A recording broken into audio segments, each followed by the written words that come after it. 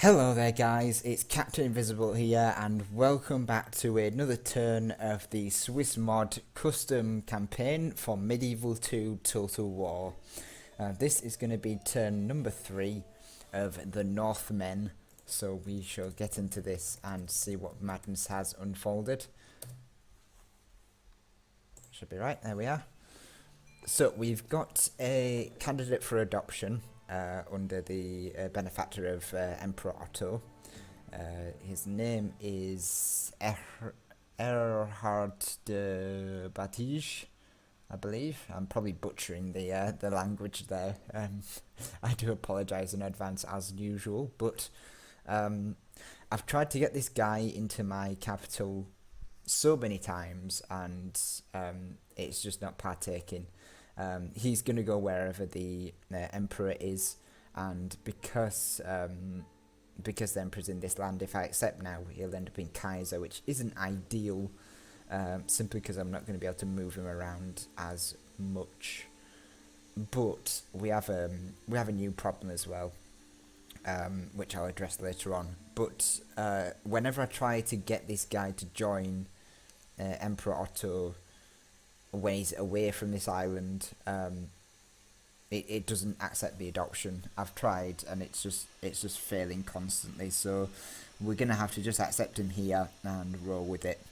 He's a pretty nice general, one command, a couple of chivalry, loyal.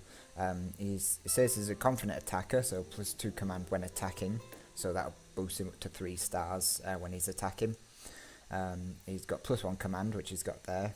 He's sexually liberated, which means he's been experimenting in military school and is now a bit quirky in the old bedroom department.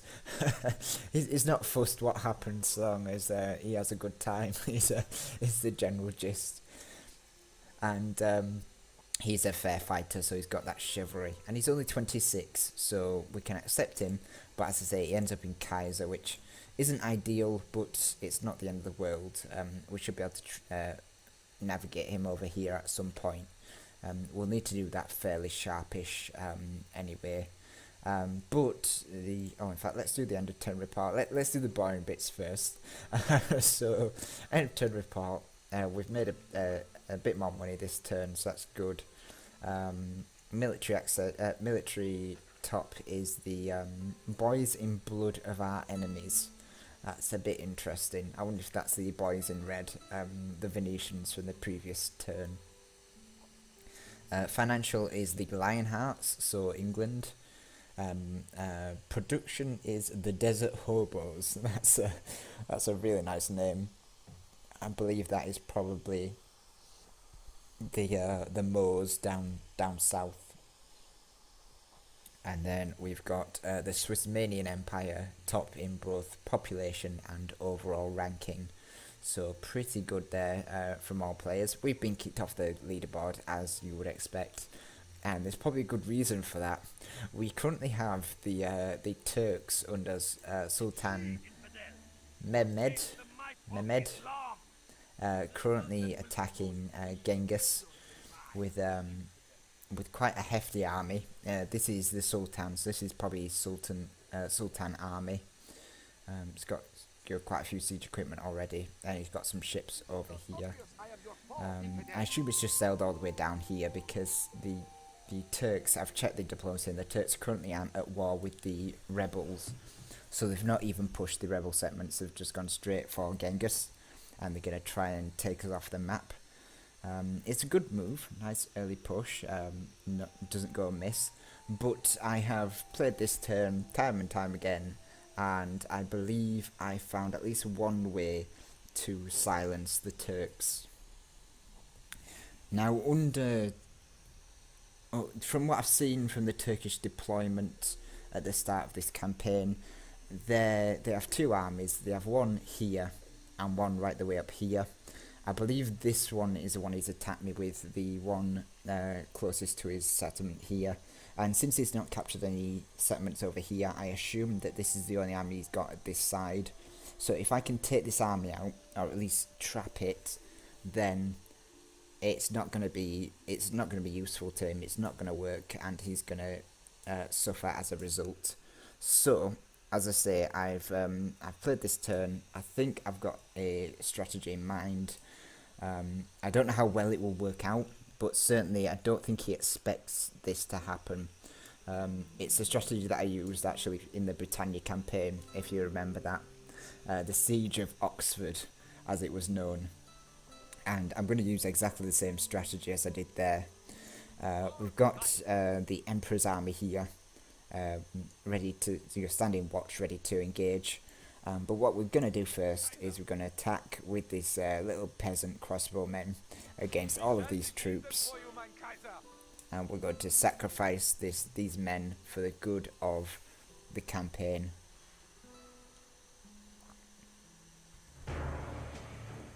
So 61 men against 802. So quite very much not in Captain Conrad's favour. But he will be remembered as a hero as he dies on the battlefield. So the Turks are going to take this settlement. And we are going to lose sight of it. We are actually going to lose a lot with this settlement. It's going to put us back slightly. And it's going to put us on the back foot. We're going to need to do something to reclaim this settlement, and that's exactly what we're going to do. We're going to bring these two cavalry units up, and they get to lay siege to Genghis, but they get to lay siege to it in a very specific way. We want them not there. We want them right. Hang on. There. Yeah, we want them right there. And from there they can attack Genghis.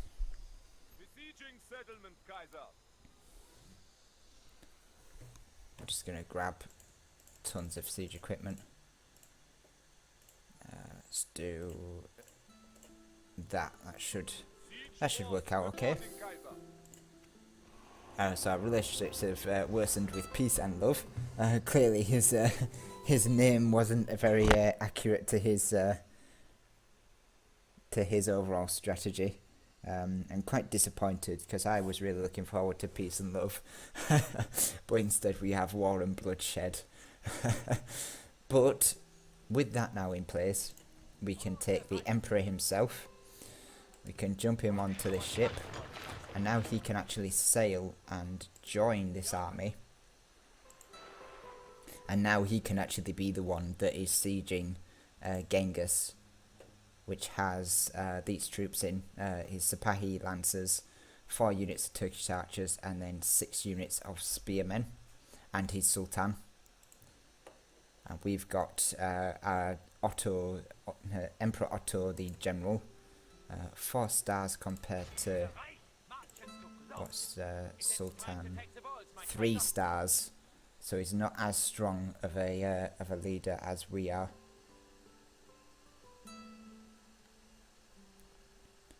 What does he have in terms of traits? Aspiring commander, striking to behold. Yeah, so he's got some pretty nice traits, but he's not as high in the old command as we are. Although our general's striking to behold as well. In fact, we have quite a lot of decent traits actually. Very interesting. So yeah, this is going to be quite a titanic match, but I think we should have the upper hand there. Even if we don't, there's not a lot he can do. He can try and sally out, but we have the majority of the cavalry supremacy, so we can always, we should be able to win an open field battle. And failing that, we can always bring our secondary army up to assist. The question is whether I want to send the entire army or just a handful of troops. I really don't want to send the entire army. I think I will send those troops. So I have those troops there. Then we'll use our ships to secure, to help sort of bolster this force and hopefully help us secure secure Genghis for ourselves. Yeah, it's going to give us pretty much a full stack there. And then this allows Prince Frederick to keep on the march towards this settlement here. Not expecting much actually from Frederick at the moment, although the garrison's not too bad. What we are going to do is give him some extra troops. Make sure we recruit some more. And a spy. We can now get spies, which will be invaluable in this scenario. As will ports. We need to get a port up as soon as, if the Turks are going to start sailing this way, we need to end them quickly and decisively. We're going to get a castle up here so we can recruit some more knights.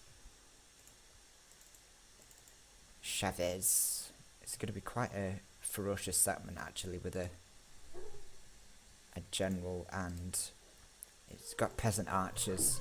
In auto-resolve, the peasant archers are superior in defence, so we may struggle actually. We're going to need as many infantry as possible over here. We can't get any mercenaries unfortunately.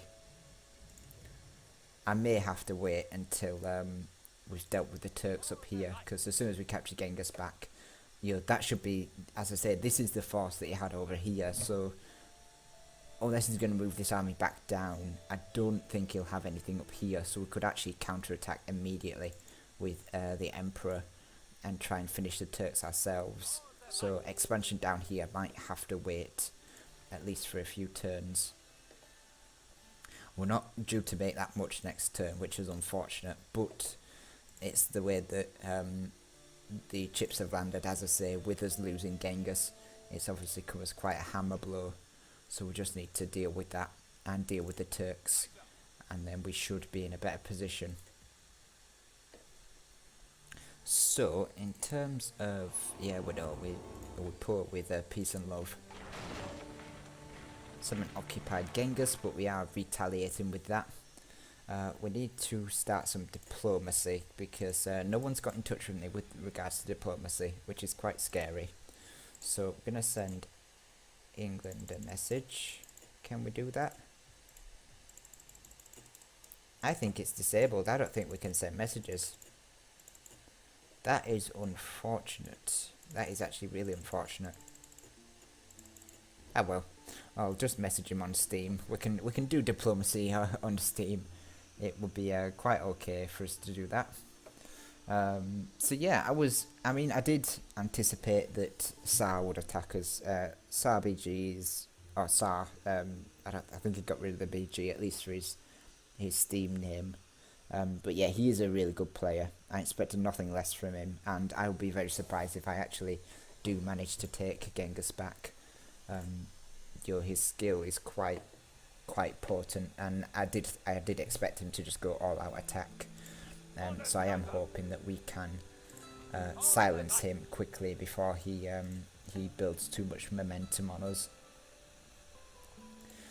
So yeah, we can't actually do any diplomacy, which is a shame. So what we'll do instead is we will look at the faction rankings. So we're the middle of the pack overall. The Turks seem to be all the way down here, right at the bottom. And then yeah, we've got the Swissmanian Empire increasing there, with Russia and the Moors all going up. We're all going up except for the Turks, but the Turks have just taken Genghis, so they'll probably go up after that. Military ranking, I'm still increasing. The Turks seem to have less troops than us, which is good. It means that we actually outnumber them and we can actually deal with them quickly. Venice is on a stable position. The Moors are going up slightly, and then it looks like Swissman and England seemed to be going down, so they must have taken quite a hard settlement to get, and must have lost some troops in that regard. Production ranking, not too important, but we all seem to be going up or on the level. Territorial, yeah, it looks like Russia and Swissmod have captured quite a lot of settlements, so that's interesting. Obviously, in this early in the campaign, territory is super important. Financial, the rainbow that used to be seems to have refracted, and we're all sort of spiraling outwards. My finances are the worst, but I say that's simply because I'm really pushing to build, really building, really pushing, really wanting to just increase my military output and really take these settlements down here. And then population, I think we're about in the middle of the pack again, so yeah, not too bad in population. Do I have any more? Reinforced regions, oh well, yeah, that's not going to happen. It will give us some military units. I could do with some military units. I could potentially move these troops back, but it kind of defeats the purpose of pushing forward. I could move these guys back, go for this. That might be a better way of doing it, because it might help us. 2 turns to get there. I don't think I'm going to be able to take this, so I might have to move backwards. And then keep building some town militia and then move back forwards. Oh, it's a tough decision. I'll make it next time. I'll leave it like that just to remind me that I've got a message, but yeah, that's a really tough situation. Do I hope that Shavaz will be quite an easy settlement to take, even though I know that it probably won't be? Or do I move back and reinforce? In fact, yeah, that makes more sense. Moving back, reinforcing Orwell, getting some military troops, and then going for Shavaz. Sometimes my mind really really scares me how little logic I actually use. Okay, so yeah, we are currently sieging the Sultan's army here. Going to send some reinforcements to try and really push them out of Genghis.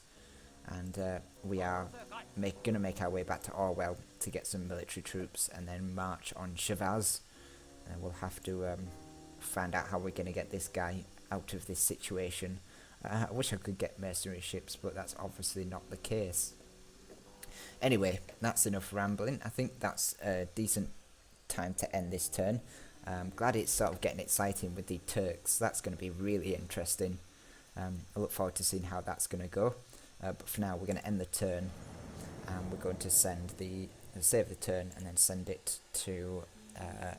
I assume this is the boys in the blood of our enemies, which is the Venetians. I've forgotten who plays as the Venetians, but I will certainly. He's not in my region, so boys in the blood of boys in the blood. Boys in so much red. The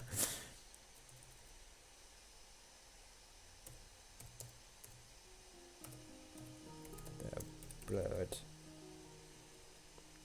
Just call them boys in the blood. You really shouldn't have picked such a long name, otherwise I won't be able to save it as that name. At least I know which player it is. Excellent. So yeah, that is turn number 3. Hopefully we'll get turn number 4 fairly quickly. But for now, thank you very much for watching, and I shall see you all in the next video.